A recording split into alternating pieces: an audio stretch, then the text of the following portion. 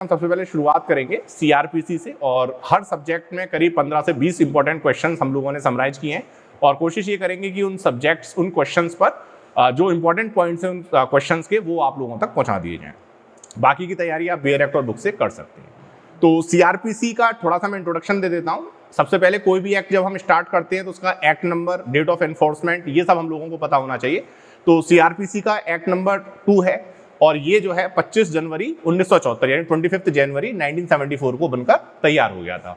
इसका date of enforcement जो है वो 1 अप्रैल 1974 है, यानी 1 अप्रैल 1974 से ये लागू है।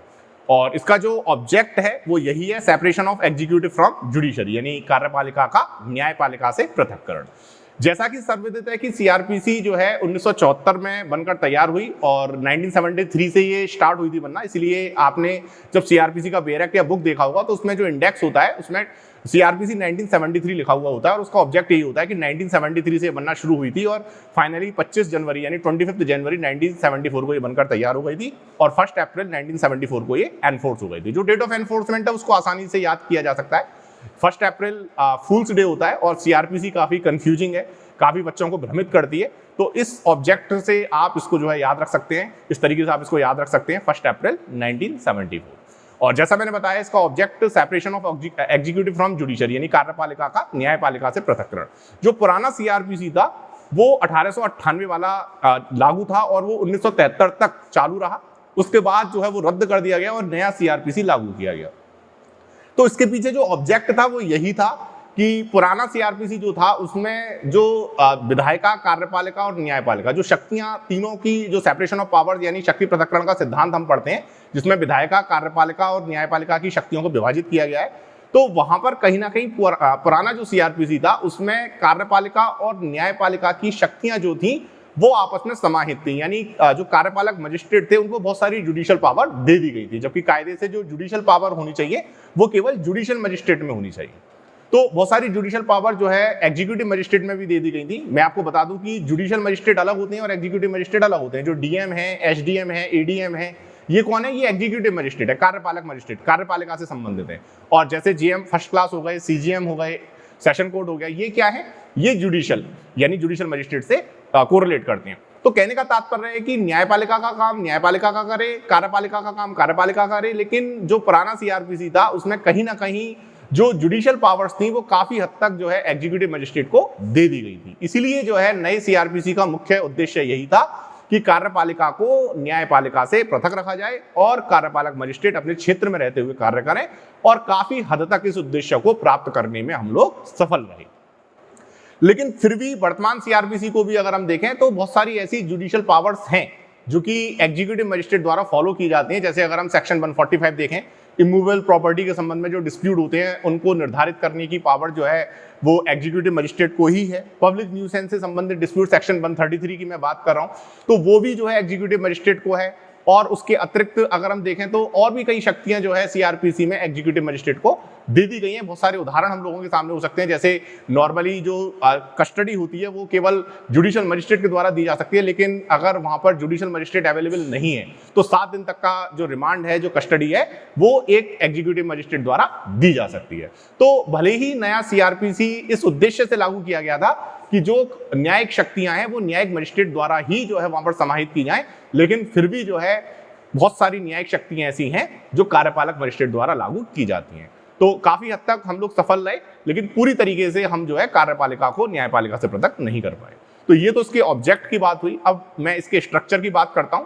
अगर हम सीआरपीसी का अवलोकन करें तो इसमें ओवरऑल 37 चैप्टर्स हैं, 37 अध्याय हैं, 484 धाराएं, 484 सेक्शंस हैं और इसके अंदर 2 शेड्यूल हैं, जिसमें पहला शेड्यूल जो है वो अपराधों के वर्गीकरण की बात करता है, क्लासिफिकेशन ऑफ ऑफेंसेज की बात करता है, और दूसरा जो हमारा शेड्यूल है उसमें प्रारूपों का उल्लेख किया गया है। तो नॉर्मली जो सीआरपीसी में क्वेश्चन बनता है, क्योंकि ये तो छोटा सा मैंने इंट्रोडक्शन दे दिया, अगर मैं क्वेश्चन की बात करूं तो कई बार क्वेश्चन जो है क्लासिफिकेशन ऑफ ऑफेंसेज पर आ जाता है कि किस तरीके से अपराधों को वर्गीकृत किया जा सकता है। तो हम लोग जो है क्लासिफिकेशन ऑफ ऑफेंसेज की बात करेंगे आज के टॉपिक में, आज के लेक्चर में। तो जो क्लासिफिकेशन ऑफ ऑफेंसेज हम लोग करेंगे, हम इसको कैटेगराइज करेंगे bailable offences and non bailable offences के आधार पर और cognizable offences and non cognizable offences के आधार पर। तो क्वेश्चन जो बनता है वो इस तरीके से बनता है कि what are bailable offences, what are non bailable offences, what are cognizable offences, what are non cognizable offences. तो बेलेबल ऑफेंसेज और नॉन बेलेबल ऑफेंसेज की डेफिनेशन का जहां तक प्रश्न है, ये डेफिनेशन सेक्शन 2 क्लॉज ए में बताई हुई है। और जाहिर सी बात है कि बिलेबल ऑफेंसेज और नॉन बिलेबल ऑफेंसेज के बीच में जो अंतर है, कई बार बच्चे भ्रमित हो जाते हैं, स्टूडेंट्स ये सोचते हैं कि बिलेबल ऑफेंसेज वो होंगे जिसमें बेल हो जाएगी और नॉन बिलेबल ऑफेंसेज वे होंगे जिसमें बेल नहीं होगी। लेकिन ये इसका सही डिस्क्रिमिनेशन नहीं है, क्योंकि नियम क्या है, नियम यही है कि bail is a rule and jail is an exception. क्योंकि अपराध चाहे बेलेबल हो या अपराध नॉन बेलेबल हो, हर परिस्थिति में बेल मिल जानी चाहिए, डिपेंड करता है वहां पर। और अंतर क्या है, अंतर यही है कि बेलेबल ऑफेंसेज में as a matter of right, अधिकार स्वरूप जो है बेल मांगी जा सकती है एक्यूज के द्वारा, और यदि एक्यूज अपनी तरफ से सभी शर्तों को पूरा करने के लिए तैयार है, in that case court bell देने से मना नहीं कर सकता है। तो मैंडेटरी राइट है, यानी मैंडेटरी है कोर्ट के लिए कि वो बेल जो है ग्रांट करेगा यदि एक्यूज के द्वारा उन सभी कंडीशंस को पूरा किया जाता है। लेकिन नॉन बेलेबल ऑफेंसेज की जब हम बात करते हैं तो नॉन बेलेबल ऑफेंसेज में बेल देना या बेल ना देना ये न्यायालय के विवेक पर निर्भर करता है, उसके विकल्प पर निर्भर करता है। जो एक्यूज्ड है वो अधिकार पूर्वक जो है बेल की डिमांड नहीं कर सकता, बेल नहीं मांग सकता है। तो ये इसमें बेसिक सा डिफरेंस होता है। अब पता कैसे चलता है कि which offences bailable and which offences non bailable? तो इसके लिए आपको सीआरपीसी के फर्स्ट शेड्यूल को देखना पड़ेगा। यहां पर सीआरपीसी का फर्स्ट शेड्यूल काम आता है कि जो भी आईपीसी के अधीन ऑफेंसेज हैं उनमें से कौन से ऑफेंसेज बेलेबल होंगे, कौन से ऑफेंसेज नॉन बेलेबल होंगे, ये सीआरपीसी के फर्स्ट शेड्यूल में बता दिया गया है कि whether that particular offence of IPC is bailable and that particular offence of IPC is non bailable. लेकिन अपराध केवल आईपीसी के अंदर ही नहीं, आईपीसी की परिधि से बाहर भी कई अपराध होते हैं, क्योंकि आईपीसी तो मेन क्रिमिनल लॉ है, लेकिन बहुत सारे अदर माइनर लॉज भी होते हैं, बहुत सारे छोटे क्रिमिनल लॉज भी हैं, जैसे पॉस्को एक्ट है हमारे पास, गैंगस्टर एक्ट है, गुंडा एक्ट है ना, टाडा है। तो कई सारे ऐसे माइनर लॉज हैं, तो वहां भी ऑफेंसेज को हम क्लासिफाइड करते हैं। तो उन एक्ट्स के अधीन कौन सा ऑफेंस बेलेबल है, कौन सा ऑफेंस नॉन बेलेबल है, ये कैसे पता चलेगा? या तो उस स्पेसिफिक ऑफेंस के साथ बता दिया गया होगा कि वो जो स्पेसिफिक ऑफेंस है वो बेलेबल है या नॉन बेलेबल है, और अगर नहीं बताया गया है तो वहां पर ये वाला रूल लागू होता है कि जो ऑफेंसेस 3 साल या 3 साल के ऊपर के कारावास से दंडनीय है उनको हम जो है नॉन बेलेबल ट्रीट करेंगे, और जो 3 साल के कम के कारावास से दंडनीय है उनको हम बेलेबल ट्रीट करेंगे। और बेल के संबंध में जो अन्य धाराएं वो 436 से लेके 439 में दी हुई हैं। 436 bail in bailable offences, 37 bail in non bailable offences, 438 जो है एंटीसिपेटरी बेल है, और 439 जो है स्पेशल बेल है, जिसमें कि हाई कोर्ट और सुप्रीम कोर्ट को बेल देने की शक्तियां दी गई। तो ये जो है बेल के संबंध में हमने जो है मोटा मोटा आइडिया ले लिया। इसके अलावा हम ऑफेंसेज को कॉग्निजेबल और नॉन कॉग्निजेबल के बेसिस पर भी क्लासिफाइड कर सकते हैं। Cognizable offences section 2C CrPC में बताए हुए हैं, non cognizable offences section 2 clause L में बताए हुए हैं। कॉग्निजेबल ऑफेंसेज वो होते हैं जिसमें एक पुलिस ऑफिसर किसी अभियुक्त को, किसी एक्यूज्ड को विदाउट वारंट अरेस्ट कर सकता है, जबकि नॉन कॉग्निजेबल ऑफेंसेज भी होंगे जिसमें केवल मजिस्ट्रेट के आदेश से ही गिरफ्तारी होगी। सामान्य तौर पर पुलिस अधिकारी बिना मजिस्ट्रेट के आदेश के गिरफ्तारी नहीं करेगा।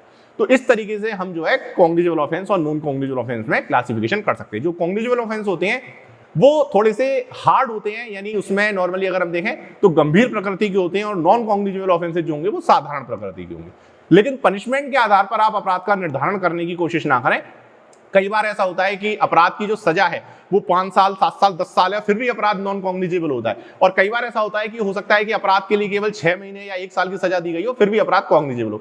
तो कई बार स्टूडेंट भ्रमित हो जाते हैं, सजा के आधार पर अपराध का वर्गीकरण करने की कोशिश करते हैं। ऐसा करने की कोशिश ना करें, ये गलत होगा। जैसे उदाहरण के तौर पर अगर मैं आपको बताऊं तो आईपीसी की सेक्शन 279 यानी पब्लिक प्लेस में आप अगर नेग्लिजेंट ड्राइविंग करते हैं तो उसके लिए 6 महीने के कारावास का प्रावधान आईपीसी की धारा 279 में बताया हुआ है, लेकिन फिर भी वो ऑफेंस जो है कॉग्निजेबल माना हुआ है। दूसरी तरफ 495 एक बाइगैमी का प्रकार है और उसके लिए 10 साल की सजा का प्रावधान किया हुआ है, लेकिन फिर भी जो ऑफेंस वो बताया हुआ है वो कैसा है, वो जो है नॉन कॉग्निजेबल है। तो सजा के आधार पर वर्गीकरण नहीं होगा। नियम यही है कि जो सीआरपीसी का फर्स्ट शेड्यूल है वो क्लियर कर देता है कि आईपीसी का कौन सा ऑफेंस कॉग्निजेबल है और कौन सा नॉन कॉग्निजेबल है, और यदि कोई ऑफेंस आईपीसी की परिधि से बाहर है तो फिर जो है वहां पर या तो स्पेसिफिकली बता दिया गया होगा, और नहीं बताया गया है तो वे सभी ऑफेंसेस जो 3 साल या 3 साल के ऊपर के कारावास से दंडनीय हैं उनको हम कॉग्निजेबल ट्रीट करेंगे, और जो 3 साल के कम के कारावास से दंडनीय है उनको हम नॉन कॉग्निजेबल ट्रीट करेंगे।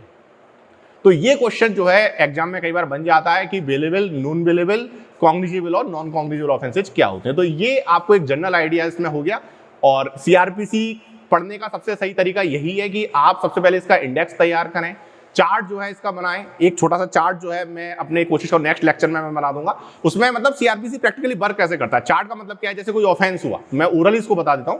सीआरपीसी में जैसे कॉग्निजेबल ऑफेंस हुआ, तो कॉग्निजेबल ऑफेंस अगर होगा तो आगे का प्रोसीजर क्या है, क्योंकि सीआरपीसी एक प्रोसीजरल लॉ है। प्रोसीजर ये होगा कि कॉग्निजेबल ऑफेंस होगा तो उसमें एफआईआर होगा, एफआईआर के बाद क्या होगा, इन्वेस्टिगेशन होगा, इन्वेस्टिगेशन के बाद क्या होगा, पुलिस रिपोर्ट कोर्ट में जाएगी, कोर्ट उसका कॉग्निजेंस लेगा, आगे इंक्वायरी होगी, इंक्वायरी होने के बाद जो है चार्ज जो है आरोप विचित किए जाएंगे और फिर ट्रायल हो जाएगा। तो इस तरीके से सीआरपीसी अपना काम करता है। अगर वही ऑफेंस अगर कॉग्निजेबल ना होकर के नॉन कॉग्निजेबल होगा तो एफआईआर नहीं होगा, उसमें एनसीआर होगा, एनसीआर होगा तो पुलिस को इन्वेस्टिगेशन करने का कोई राइट नहीं है जब तक कि मजिस्ट्रेट उसको ऑथराइज ना करे।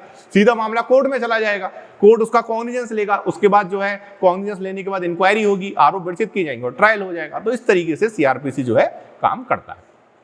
तो आज के लेक्चर में जो बेसिक्स थे वो हम लोगों ने समझने की कोशिश की, और आप लोग बेयर एक्ट और बुक्स की सहायता से जो भी टॉपिक्स हम लोग आप लोगों को बता रहे हैं उन टॉपिक्स को तैयार कीजिए। कोशिश ये करेंगे कि 15 से 20 इंपॉर्टेंट टॉपिक्स लिए जाएं, और अपने नेक्स्ट लेक्चर में मैं नया टॉपिक उठाऊंगा, क्लासेज ऑफ क्रिमिनल कोर्ट, और इसी तरीके से हम धीरे धीरे 1 बाय 1 सभी टॉपिक्स को डिस्कस करेंगे। Okay, thank you so much.